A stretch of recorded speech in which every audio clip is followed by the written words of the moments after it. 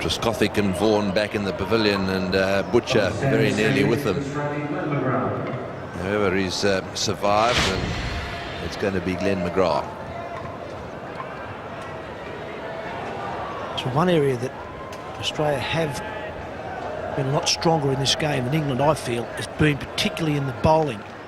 And obviously a man like Glenn McGrath is fantastic to have. And Tony, you talked about earning credibility. Well, I think England have earned some credibility in this game. The game is not over by any means at the moment, but we'll take a super effort to hang on for a draw from here, from England's point of view. But you can't afford to give Australia a first day of 2 for 364. And a good enough side in their own without a head start.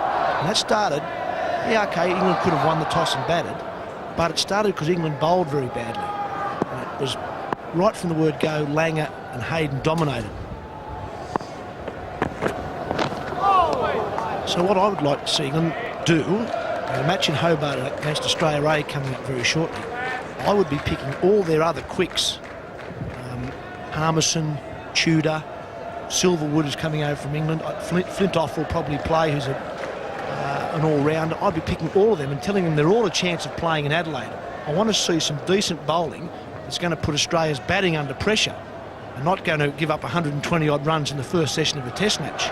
And then we'll see how we go. I think the credibility's okay. They've got to bowl a hell of a lot better. Yes, it's an interesting point you make, and it's not necessarily all about pace and bounce and all the rest of it. It's actually about bowling to a plan. I mean, Hayden's a classic example. We were talking about this, Simon O'Donnell and myself, during the cricket show. The truth of the matter is, if you've got a plan to Hayden, and that plan can't include bowling short to him because he's such a good player of short bowling. If you pitch it up and you set a relatively straight field, give yourself a much better chance of putting him under a bit of extra pressure.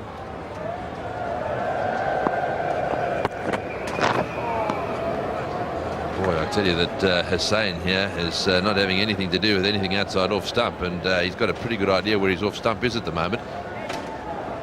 Yeah, well, I think yesterday's play was a good example of what I'm talking about with England. They gave away a deficit of about 160-odd runs. And they came out to bowl to Australia, and in the first 20 minutes, Justin Langer had hit 4 boundaries.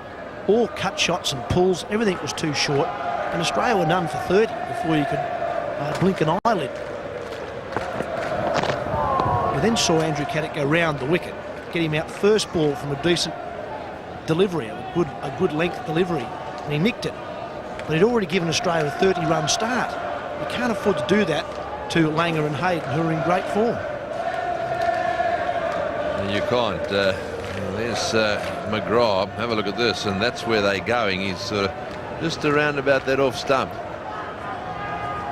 Absolutely consistent, is he not?